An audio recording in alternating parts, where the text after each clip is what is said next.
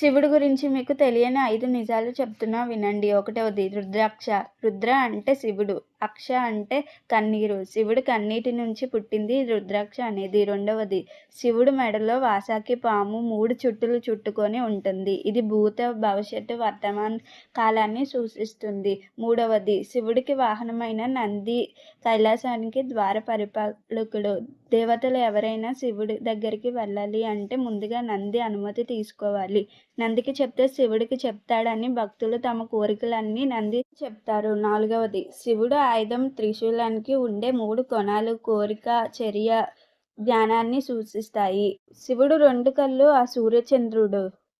ఒకసారి శివుడు ధ్యానంలో ఉన్నప్పుడు పార్వతీదేవి సరదాగా ఆయన కళ్ళు మూసింది. దాంతో లోకమంతా చీకటైపోయింది. వెంటనే శివుడి శాంతి అంతా అగ్నిగా మారి 3వ కన్ను ఏర్పడింది. కంటెంట్ నచ్చితే హర హర మహాదేవ్ అని కామెంట్ చేయండి. Thank you.